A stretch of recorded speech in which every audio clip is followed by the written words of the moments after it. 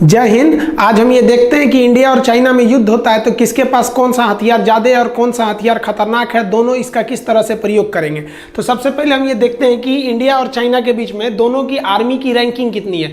तो दुनिया में अमेरिका टॉप नंबर पे है, दूसरे नंबर पर रसिया और तीसरे नंबर पर चाइना आता है और चौथे नंबर पर इंडिया आता है। रैंक के हिसाब से ज़्यादा का अंतर नहीं है। अगर आप इंडेक्स देखेंगे तो ग्लोबल फायर पावर इंडेक्स में जिसका रैंकिंग जितना कम रहता है इंडेक्स में, वो उतना ज़्यादा पावरफुल माना जाता है। चाइना का कम है 0.6, इंडिया का 0.9। यहां आपको भले लग सकता है कि चाइना पावरफुल है, आगे देखते चलेंगे, जब तक पूरा नहीं देखेंगे आपको समझ में नहीं आएगा और आप भी चाइना के $10 बिलियन जो खर्च कर रहा है चाइना, उसी जाल में आप भी फंस जाएंगे। चाइना पूरी दुनिया के मीडिया में जो पैसे देता है रिश्वत के रूप में या अपनी प्रॉपर्टी को दिखाने के लिए, अपनी तारीफ कराने के लिए, अपनी क्षमता को दर्शाने के लिए, वो $10 बिलियन है। चाइना का जो सबसे बड़ा प्लस पॉइंट है वो उसकी इकोनॉमी है। उसका बजट बहुत ज्यादा है, $237 बिलियन, और हम लोग का बजट उसके आगे बहुत ही कम है। हमसे उसका रक्षा बजट 4 गुना ज्यादा है, $61 बिलियन है। इसमें हम एक डेडिकेटेड अलग से वीडियो बनाएंगे। यही हमारी इंडियन आर्मी के लिए सबसे बड़ा सरदर्द है, बाकी कोई टेंशन नहीं है चाइना और इंडिया से।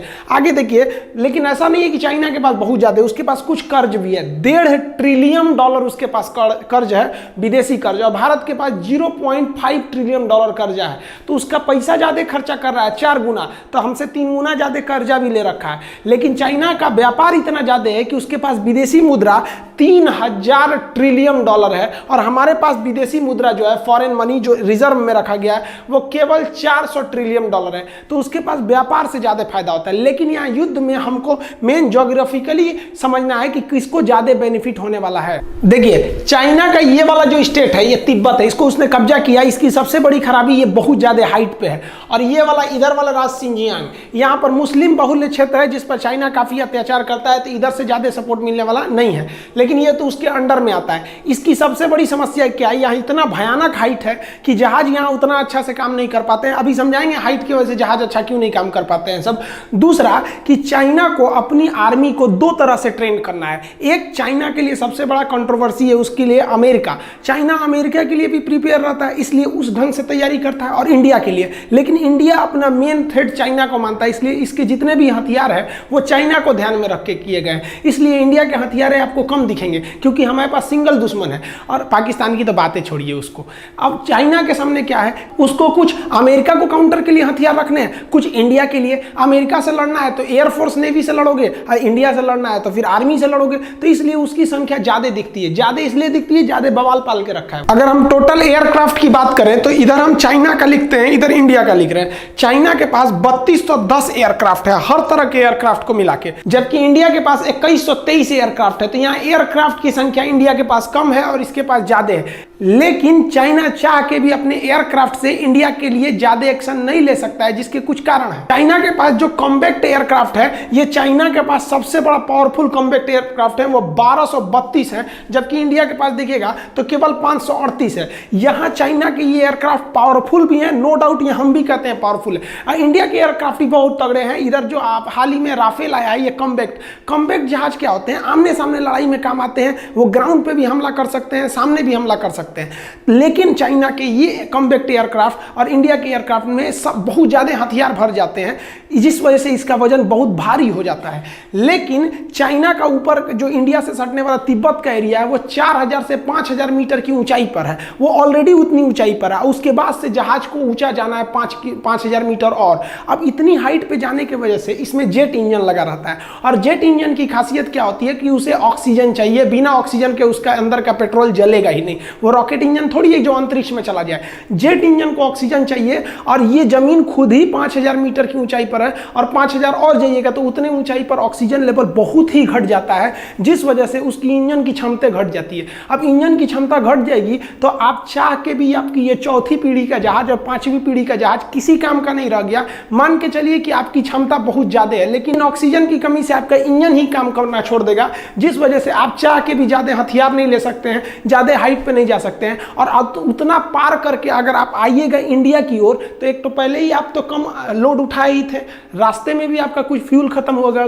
अब इंडिया की ओर ऐसे कोई पहाड़ वगैरह नहीं है। यहाँ की जो एयरफोर्स है वो भूखे मुंह बैठी हुई है। आइए, ये फुल कॉम्पैक्ट कैपेसिटी के साथ अपने 3rd और 4th जनरेशन के साथ ही आपके 5th जनरेशन की जहाजों की तुलना कर सकते हैं। तो यहाँ ज्योग्राफिकली ड्रॉबैक चाइना के साथ बहुत बड़ा है, ये उसके लिए सबसे बड़ा सरदर्द है। चाइना के पास जो अटैक एयरक्राफ्ट है ये काफी तगड़े हैं। इसका जो J-20 एयरक्राफ्ट है 5वीं पीढ़ी का, बहुत ही तगड़ा है। वो एक साथ 12 टारगेटों पर हमला कर सकता है, जबकि भारत का अटैक एयरक्राफ्ट सुखोई एक साथ 16 टारगेट पर हमला कर सकता है। ये 16 का 16 मारेगा। और ये चाइना के साथ यहाँ फिर एक समस्या ये हो जाती है कि चाइना को तिब्बत पार करके आना है, उसके बाद वो इंडिया पहुंचेगा। तिब्बत पार करने के बाद भी उसको 100-200 किलोमीटर उड़ान भरने के बाद ही वो इंडिया पहुंचेगा। तो अब वो उसकी क्षमता है 12 मारने की, उस पे से वो आधा लेके आएगा 6, तब ना यहाँ आएगा। यहाँ 16 लेके बैठा है। तो आप कितना भी तगड़ा एयरक्राफ्ट बना लीजिए, प्रकृति के आगे आप नहीं लड़ सकते हैं। युद्ध में ट्रांसपोर्ट बहुत बड़ा मायने रखता है।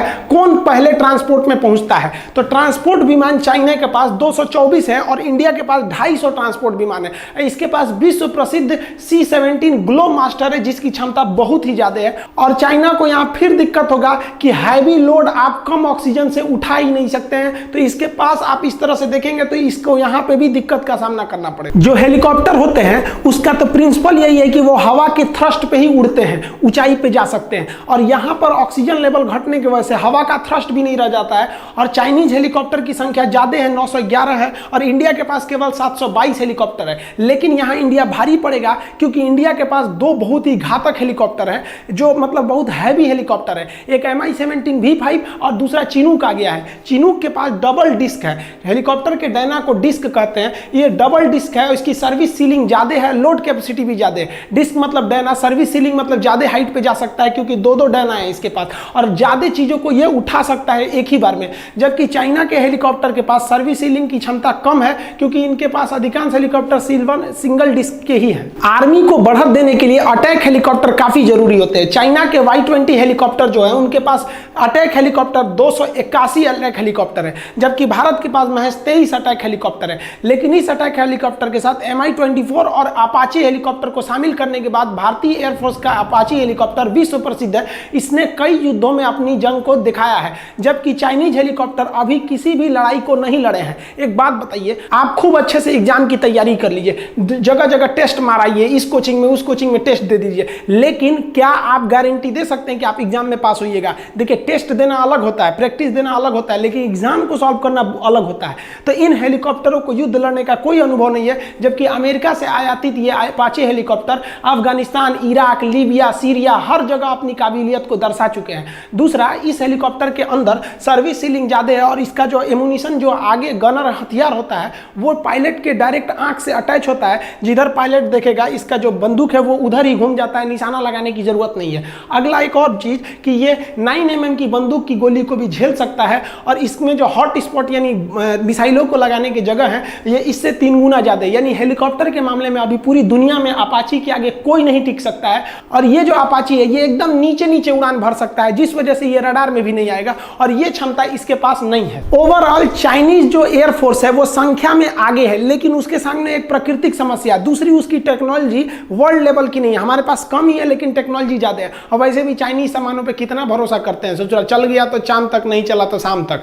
अब बात करते हैं थल सेना की आर्मी के बारे में। तो जो टैंक्स हैं, देखिए चाइना के पास बहुत ही ज्यादा मात्रा में टैंक है, 35,000 टैंक है, लेकिन इसमें से आधे से ज्यादा ओल्ड डेटेड टैंक है, और चाइना का एरिया बहुत ही ज्यादा है, जिस वजह से उसको टैंक की ज्यादा जरूरत है। अब एक बात बताइए, भारत और चाइना की जहां भी सीमा लगती है वहां ससुरा पहाड़ है, ये पहाड़ पे टैंक चढ़ेगा यहाँ पे, तो इसकी ज्यादा जरूरत नहीं लड़ाई में दिखेगी। आप देखे होंगे आर्मी भी जो पहुंच रही है तो ज्यादा टैंक लेके नहीं पहुंच रही है वहां पर बॉर्डर पे, चाहे गलवान घाटी हो या लद्दाख का एरिया हो या सिक्किम हो या अरुणाचल प्रदेश हो। और इंडिया के पास जो T-90 टैंक है ये पूरे वर्ल्ड का बेस्ट टैंक है। अमेरिका का अब्राहम और यहाँ का T-90, भीष्म, T-72 और अर्जुन टैंक जैसे भारत के पास बहुत ही घातक टैंक है, वो 4000 की संख्या में टैंक है। इन टैंक की सबसे बड़ी जो खासियत है, इनमें इंफ्रारेड अपर्चर रडार है, ये छुप सकते हैं। दूसरा, इनमें जो टारगेट सेंसर सिस्टम दिया है कि एक बार अगर दुश्मन को टारगेट को सेट कर दिया गया, इसके जो ये बैरल जो नली है, तो उसके बाद से टैंक चलती भी रहेगी, जर्क करेगी, हवा में कूद जाएगी,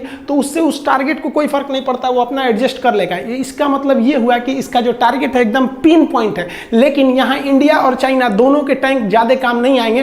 टैंक बेसिकली चाइना बॉर्डर पे नहीं बल्कि पाकिस्तान बॉर्डर पे ज्यादा यूज किए जाएंगे। आर्मर्ड व्हीकल की बात करेंगे तो ये एक ऐसा गाड़ी होता है जो बुलेट प्रूफ होता है, इसके अंदर सैनिकों को बैठाकर दूसरे जगह पे ले जाया जाता है। तो इंडिया के पास जो आर्मर्ड व्हीकल है वो 8000 8,500 की संख्या में है, 8686 है, जबकि चाइना के पास ऐसे आर्मर्ड हथियार 33,000 हैं। इस आर्मर्ड हथियार की चाइना की ज़्यादा जरूरत है। क्यों? क्योंकि चाइना के पास विवाद ज़्यादा है, उसको हांगकांग संभालना है तो इन्हीं से उसको आर्मी को भेजना है। सिंजियांग में दिक्कत है, जबकि इंडिया में आर्मी को इंटरनल कंट्री में कोई दिक्कत नहीं है, चाइना को ज़्यादा दिक्कत है। गलवान घाटी में आए थे लोग, चाइना वाले लोग कॉम्बैक्ट लेके देखिए उलाट दिया सब इंडियन आर्मी वाला। कुछ ससुरे कमेंट कर रहे हैं कि चाइना का नहीं मरा। अरे बकलोल, अमेरिका ने स्पष्ट कह दिया है कि उसने सैटेलाइट से देख के बता दिया है कि एम्बुलेंस की आवागई ज्यादा थी, वहां पर लेफ्टिनेंट कमांडर रैंक का अधिकारी मरा है और 40 से ज्यादा मौत हुई है। इंडिया में जब हम पिछला वीडियो बनाए थे तो उसमें 3 बताए थे, इंडिया में लगभग 20 जवान शहीद हो गए हैं। अभी ये संख्या घट बढ़ सकती है, इस पर ये अभी लास्ट डाटा नहीं है।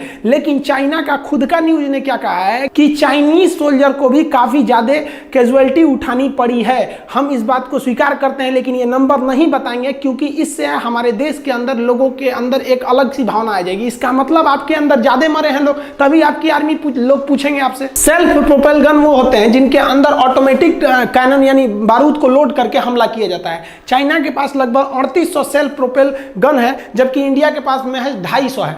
लेकिन हम आपको पहले भी बताएं कि पहाड़ी लड़ाई में ना टैंक काम आते हैं, ये सब काम नहीं आते। हाँ, तोप काम आ सकते हैं, रॉकेट काम आ सकते हैं, हेलीकॉप्टर काम आ सकते हैं, फाइटर, लेकिन ये सब उतने काम नहीं आएंगे। ये सब पाकिस्तान के लिए है सर। पाकिस्तान अब वैसे भी नहीं लड़ेगा हम लोग से। देखिए भारत की समझदारी देखिए, पहाड़ों पर तोप ज्यादा काम आते हैं जिसे हम फील्ड आर्टिलरी या फिर तोप कैनन कहते हैं। चाइना के पास 3600 ऐसे तोप हैं, जबकि भारत के पास 4000 हैं। तो देखिए भारत अपने जरूरत की चीज को रखा है क्योंकि उसे पता है कि पहाड़ों पर यही काम आएंगे। और भारत सरकार इतना बेहतरीन डिसीजन लिया था कि पहाड़ों पर इनको लेके कैसे जाइएगा उतनी ऊंचाई पर। तो हम जो आपको चिनूक हेलीकॉप्टर दिखाए, इस चिनूक हेलीकॉप्टर से इन फील्ड आर्टिलरी गन को उठा के आप कहीं भी रख सकते हैं। तो ये प्लस पॉइंट है हमारे लिए। पहाड़ों पर रॉकेट लॉन्चर बहुत काम आएंगे। यहाँ चाइना को बेनिफिट है कि उसके पास 2650 ऐसे मल्टी बैरल रॉकेट लॉन्चर है जो एक साथ मिसाइलों को, रॉकेटों को दाग सकते हैं, जबकि भारत के पास भी है। भारत के पास Pinaka multi barrel rocket launcher है, लेकिन इसकी संख्या महज 266 है।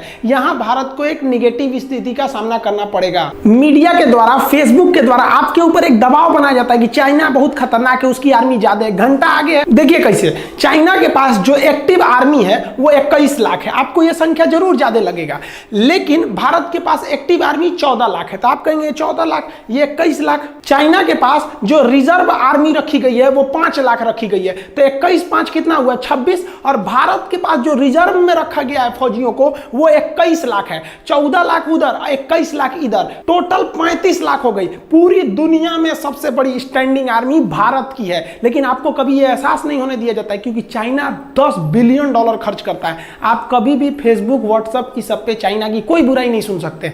चाइना को पता है उसकी हकीकत, इसलिए वहां के लोगों को फेसबुक, व्हाट्सएप ये सब इस्तेमाल करने पर बैन है, क्योंकि उनके जितना भी प्रचार कर रहे हैं वो सारे उजागर हो जाएगा। देखिए नेवी की बात करते हैं तो जो चाइना के पास फ्लीट यानी जहाजों का बेड़ा है वो 750 जहाजों का पूरा फ्लीट है, जबकि भारत के पास 285 जहाजों का फ्लीट है। आप कहेंगे यहाँ तो चाइना को प्रॉफिट है, नहीं प्रॉफिट है। वो दक्षिणी चीन सागर को छोड़कर नहीं हट सकता है, क्योंकि वहां छोड़ेगा तो उसके विरोधी सब वहां पे चढ़ जाएंगे। और भारत का हिंद महासागर में कोई विरोधी नहीं है और ना ही किसी की औकात है जो भारत से लड़ सके। चाइना के पास अभी 2-2 एयरक्राफ्ट कैरियर है। ये एयरक्राफ्ट कैरियर इतने बड़े होते हैं कि इस पे जहाजें उतर सकती हैं। ये आपको संख्या में ज्यादा लगेगा, ये नए नए अभी शामिल किया है। और हम लोग अपने सेना में से 3-3 ठो एयरक्राफ्ट कैरियर रिटायर कर दिए। अतः चाइना को इन एयरक्राफ्ट कैरियर के यूज करने का कोई एक्सपीरियंस नहीं है। और हमने 1971 में पाकिस्तान का वीडियो बनाया, आप देखिएगा कितने खतरनाक था हमारा विक्रांत। फिलहाल हमारे पास एक एयरक्राफ्ट कैरियर है, लेकिन ये इन दोनों पर भारी पड़ेगा क्योंकि ये रूस का बना हुआ है। विक्रमादित्य काफी शक्तिशाली है और हम लोगों को नेवी का एक बहुत बड़ा एक्सपीरियंस है। देखिए चाइनीज नेवी का जो सबसे बड़ा पावर है ना वो उसकी पनडुब्बी सबमरीन का है। इसे साइलेंट किलर कहते हैं, ये पानी के अंदर रहता है। चाइना के पास इसकी संख्या 74 है और भारत इस मामले में बहुत ही पीछे है। इसकी संख्या 16 है और आधे से ज्यादा पुराने हैं। अब भारत सरकार ने डिसाइड किया कि अगर हम इनकी संख्या बढ़ाएंगे तो हमें 50 साल लग जाएगा, क्योंकि हम 10 साल में केवल 5 ही पनडुब्बियां बना सकते हैं। इसमें क्या किया जाए तो भारत सरकार ने सबसे खतरनाक डिसीजन लिया। भारत सरकार ने अमेरिका से P-8I विमान खरीद लिया। P-8I विमान को सबमरीन मरीन हंटर कहते हैं। ये हवा में उड़ते उड़ते पनडुब्बियों को ऊपर से ही पहचान जाता है कि समुद्र के अंदर है, उन्हें मार देता है। अतः इन पनडुब्बियों की संख्या धरी की धरी रह गई। अब हम लोग इन पनडुब्बियों से सुरक्षित भी हो गए और धीरे धीरे हम फ्रांस की मदद से पनडुब्बियां बना भी रहे हैं। तो आप इस चीज को समझिए, वरना आप केवल संख्या देख के ना उलझ जाएंगे। डिस्ट्रॉयर क्या होते हैं? देखिए, एयरक्राफ्ट कैरियर से थोड़े छोटे साइज में होते हैं, लेकिन ये बहुत ही घातक हमला करते हैं डिस्ट्रॉयर। तो चाइना के पास 36 डिस्ट्रॉयर है और भारत के पास 10 विध्वंसक यानी 10 डिस्ट्रॉयर है। लेकिन ये सब आधुनिक डिस्ट्रॉयर है और ये पुराने टेक्नोलॉजी के हैं। इन सभी के बावजूद चाइना के पास नेवी की संख्या बहुत ज्यादा है। लेकिन एक बात की गारंटी लेते हैं कि चाइनीज नेवी हिंद महासागर में नहीं आएगी। इसके दो कारण हैं, हम आपको अभी समझाते हैं। डिस्ट्रॉयर से थोड़े छोटे आकार में जो होते हैं वो होते हैं फ्रीगेट। फ्रीगेट जो होते हैं थोड़े स्टील टेक्नोलॉजी के होते हैं, इनमें मिसाइलें ज्यादा लगी रहती हैं और ये अग्रिम पंक्ति में आगे आगे चलते हैं। फ्रीगेट ये समुद्र के अंदर बिछाए गए माइंस के खिलाफ भी उन माइंस को न्यूट्रल कर देते हैं। तो चाइना के पास 52 फ्रीगेट है और भारत के पास 13 फ्रीगेट है। फ्रीगेट से भी छोटे आकार के जो होते हैं वो होते हैं कॉर्बेटर। ये जो है चाइना के पास कॉर्बेटर की संख्या जो है वो 50 है और इंडिया के पास 19 है। ये पनडुब्बियों के अंदर भी हमला कर सकते हैं, पनडुब्बियों को मार सकते हैं एंटी सबमरीन हथियार के द्वारा से। तो यहां भी आपको चाइना की संख्या ज्यादा लगेगी। पेट्रोलिंग के लिए जो कोस्ट गार्ड के जहाज होते हैं उन्हें हम कहते हैं पेट्रोलिंग वेसल। ये चाइना के पास 220 है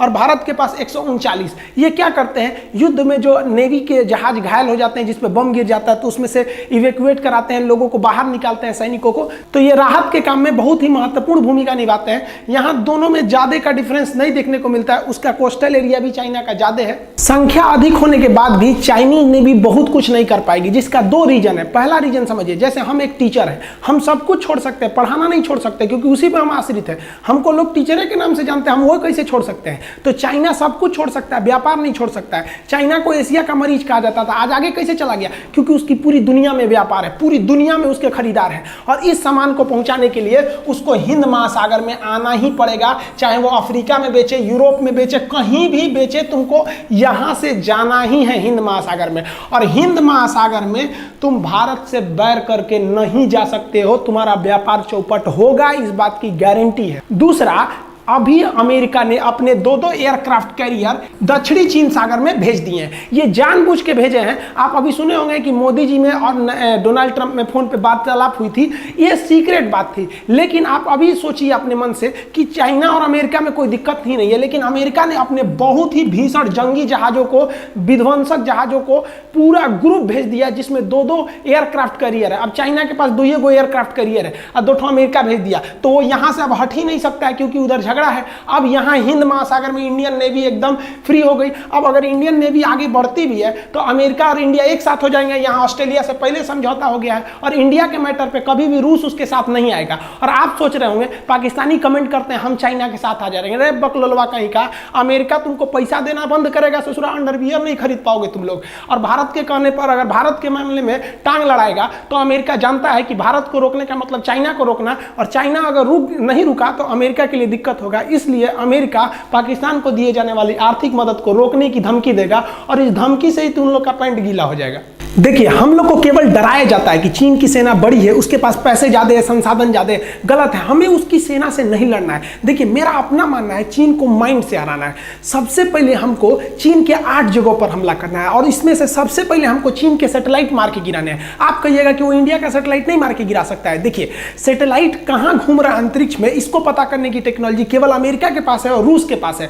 भारत की सैटेलाइट की जानकारी रूस चाइना को नहीं देगा, लेकिन चाइना का सैटेलाइट कहां है इसकी जानकारी कासा और कास्टा समझौता हो जाने के बाद अमेरिका हर हाल में भारत को दे देगा। और इस जानकारी के आधार पर भारत अपने एंटी सैटेलाइट मिसाइलों से चाइनीज सैटेलाइट को मार के गिरा सकता है। एक बार जब ये सैटेलाइट गिर गए तो चाइना के 13 जो मिलिट्री सैटेलाइट आसमान में घूम रहे हैं, अगर ये सैटेलाइट गिर गए तो चाइना ऊपर से निगरानी ही नहीं रख सकता है कि भारत क्या कर रहा है, और उसके जो रडार है वो केवल छोटे एरिया को निगरानी कर सकते हैं। जो मिसाइलें एटमॉस्फेयर में घूम रही है उनको पकड़ सकते हैं, लेकिन बैलिस्टिक मिसाइल अंतरिक्ष से आ रही होती है, उसको मारने के लिए, उसको पकड़ने पकड़ने के लिए सैटेलाइट की जरूरत पड़ती है, और अगर चाइना का सैटेलाइट गिर गया तो हमारी जो मिसाइल, बैलिस्टिक मिसाइल अग्नि वगैरह चाइना में घुस जाएगी, तो चाइना को पता भी नहीं चलेगा। जैसे ये सैटेलाइट गिरे, चाइना का एक बहुत बड़ा ड्रॉबैक होगा उसकी निगरानी, सर्वेलांस में। और इसके बाद जो सबसे तेज एक्शन लेता है, देखिए सैटेलाइट गिर गया तो चाइना की मिसाइलें भी काम नहीं कर सकती है, और उसके बाद अचानक जो चाइना के जो एयर स्ट्रिप हैं, हवाई पट्टियां, इन पर ताबड़तोड़ हमला करना चाहिए। जो तिब्बत और सिंजियांग का एरिया जो भारत से लगता है, इन एयर स्ट्रिप को गिराने के बाद चाइना कोई भी काउंटर अटैक नहीं कर सकता है। हम लोग को मेन चाइना को आगे बढ़ने से रोकना है। जैसे एयर स्ट्रिप टूट गए, चाइनीज विमान हवा में उड़ान नहीं भर सकते बिना एयरपोर्ट की मदद से। इसके बाद हम लोग को चाइना के पावर ग्रिड पर हमला करना है। चाइना में दो सबसे बड़े पावर ग्रिड है जो हर जगह इलेक्ट्रिसिटी देते हैं। अगर हम इस पावर ग्रिड को गिरा दिए, एक भी बम गिरा ना पावर ग्रिड पे, पूरा चाइना के अंदर ब्लैकआउट हो जाएगा, उसके अंदर बिजली कट जाएगी। आप सोचिए, आपके यहाँ 2-3 दिन बिजली कट जाएगी, हर एक चीज ठप हो जाएंगे, कितना आपका इन्वर्टर बैकअप पावर देगा। तो जैसे ये बिजली ठप होगी, पावर बैकअप के अभाव पर जो छोटे मोटे रडार हैं, इनको भी पावर नहीं मिल पाएगा, वो भी बंद हो जाएंगे। और उसके बाद चाइना का जो सबसे बड़ा डिपो है, जितने बड़े बड़े पेट्रोलियम के डिपो हैं, इन डिपो को उड़ा देना चाहिए। इस डिपो को उड़ाने पे डबल फायदा होगा, एक उसका पेट्रोल जाएगा, दूसरा ये खुद उसके लिए एटम बम साबित होगा, ये खुद ही ब्लास्ट कर जाएगा और अगल बगल में अफरा तफरी मिल जाएगी। इसके बाद चाइना अपने रेल नेटवर्क की मदद से सोचेगा अपनी सेना को जल्दी से जल्दी बॉर्डर तक पहुंचाया जाए। इसके लिए भारत को तुरंत उसके जो मेन रेलवे जंक्शन है, जहां ज्यादा रेलवे आके जुड़ती है, उन रेलवे जंक्शन को ध्वस्त करना चाहिए, ताकि रेल जो है तेजी से नहीं आ सके, क्योंकि एयरपोर्ट के बाद चाइना अपना मेन फोकस करेगा रेलवे के थ्रू। तो रेलवे को ध्वस्त कर देना चाहिए तुरंत। स्ट्रेटेजिक फोर्सों को और एयरफोर्स के द्वारा उसके बड़े बड़े जितने भी सड़क पर बनाए गए पुल हैं, इसको ध्वस्त करना चाहिए, क्योंकि चाइना का एरिया पहाड़ों वाला एरिया है और वहां हमेशा हर 10-15 किलोमीटर बाद एक ब्रिज आता है। ब्रिज तोड़ दीजिएगा तो 2-3 महीना से कम समय में बनेगा ही नहीं, इतने में तो युद्ध खत्म हो जाएगा। तो इसको रोकने से चाइना की बढ़त रुक जाएगी। इन 6 हमले से चाइना का मनोबल पूरी तरह टूटेगा। उसके बाद जो चाइना की ऑर्डिनेंस फैक्ट्री है, जहां तोप, गोले, बारूद कारखाने, ये सब के जो कारखाने हैं, जहां बंदूकें बनती हैं, उन सब पे तुरंत ध्वस्त करके हमला से उड़ा देना चाहिए। इससे जो उसका बैकअप सपोर्ट था, ये टूट जाएगा और बैकअप टूटने के बाद उसे इस विषम परिस्थिति में कोई दुनिया मदद नहीं करेगी। और चाइना जो सबसे ज्यादा कूदता है अपने व्यापार पे ना, उसके व्यापार को समुद्र के रास्ते होते हैं, उसके जितने भी बड़े बंदरगाह हैं, उस पर तेजी से हमला करके एक साथ तोड़ देना चाहिए इन सबको। हमारे हिसाब से चाइना की इन 8 जगहों पर हमला करेंगे, चाइना की कमर टूट जाएगी। लेकिन चाइना हमको अपनी केवल मजबूत चीजों को दिखाता है कि हमारे पास 21 लाख आर्मी है। अरे कोई आर्मी धरी की धरी रह जाएगी ससुराई, तुम्हारा ये 8 चीज टूट गया ना, तो तुम देखा ना 21 लाख फौज है कि 21 करोड़ है, कुछ नहीं होने वाला है। और ऐसा हो सकता है, ऐसा किया गया है। इजराइल ने 6 दिन की लड़ाई में पूरी अरब देशों के, मिडिल ईस्ट के देशों को हरा दिया था। ना कोई उसका साथी था, ना पूरे पड़ोसी उसके दुश्मन थे सब। इसके बावजूद उसने पूरे अपने अरब देश के दुश्मनों को धूल चटा दिया, चाहे वो उसके अगल बगल का मिस्र हो, सीरिया हो, लेबनान हो, सबको हरा दिया। और इजराइल वो सारे हथियार, वो सारी टेक्नोलॉजी भारत को देने के लिए हर एक रणनीति तैयार है।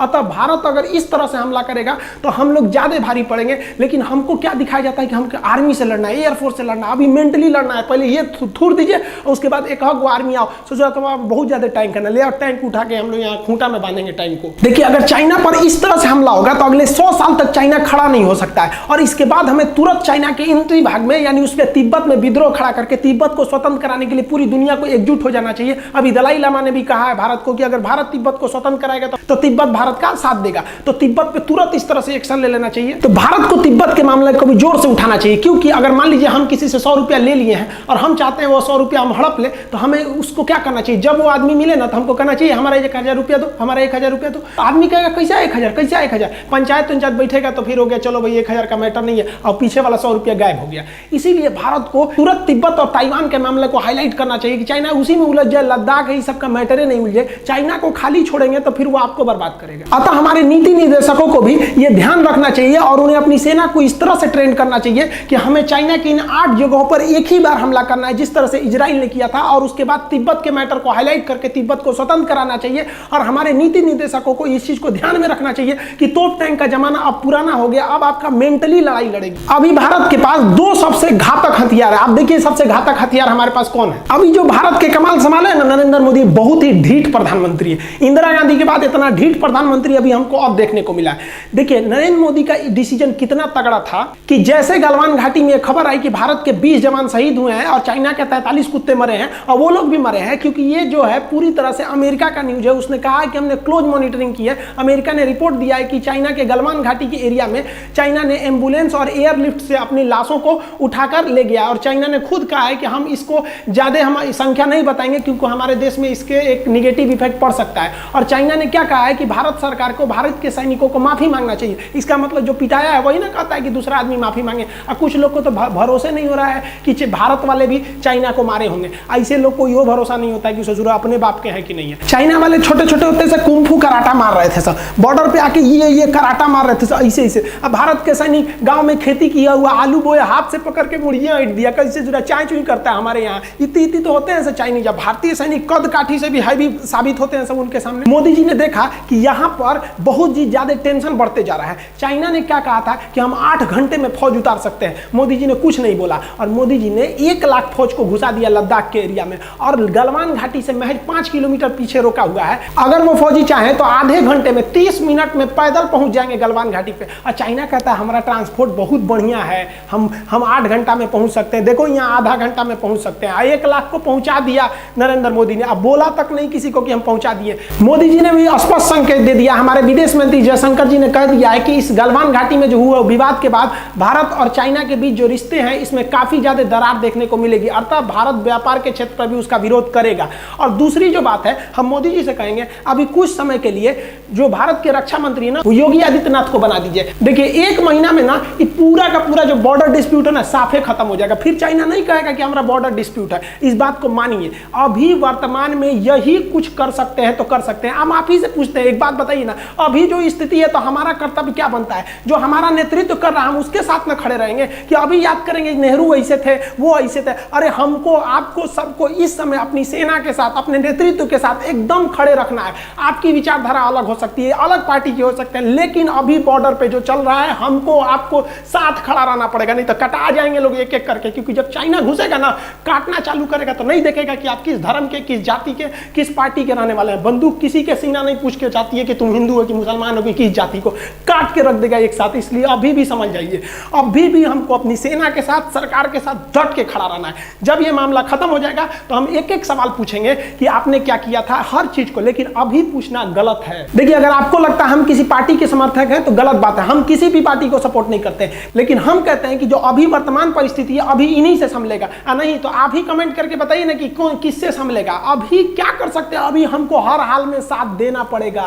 देखिए इस वीडियो में हम मिसाइलों के बारे में ज्यादा चर्चा नहीं किए क्योंकि वीडियो काफी लंबा हो जाता। अभी हम केवल दोनों की क्षमता की तुलना कर रहे थे, ना कि उनकी स्पेसिफिकेशन की। बाकी अगर आप कहेंगे तो हम cruise missile, ballistic missile, supersonic, subsonic, surface to surface, LRSAM, ये सब क्या मिसाइल होती है, इसमें क्या अंतर है, इसको समझा देंगे। साथ ही दोनों देशों के जो जहाज है या जो हेलीकॉप्टर है या जो भी फाइटर प्लेन है उसको 1 to 1 रख के तुलना भी कर सकते हैं कि इसका डिस्क कैपेसिटी कितना है, इसकी सर्विस सीलिंग कितनी है, इसमें हॉट स्पॉट कितने जगह पे लगाएंगे, इसमें किस तरह का रडार है। इस सब के बारे में भी अगर आप कहेंगे तो हम एक अलग वीडियो बना देंगे जिसमें हम एक एक चीज की तुलना करा देंगे। अगर इसमें करते तो वीडियो 4 घंटा का हो जाता, काफी लंबा हो जाता। हमारे हिसाब से भारत को भी इजराइल की नीति अपनानी चाहिए। बाकी आप क्या सोचते हैं? क्या चाइना के 8 जगहों पर हमको टारगेट लेकर रखना चाहिए कि नहीं, कि रातों रात हम हमला कर सकते हैं या नहीं? आपको क्या लगता है कि उन 8 जगहों पर हमला करने के बाद क्या चाइना खड़ा हो सकता है?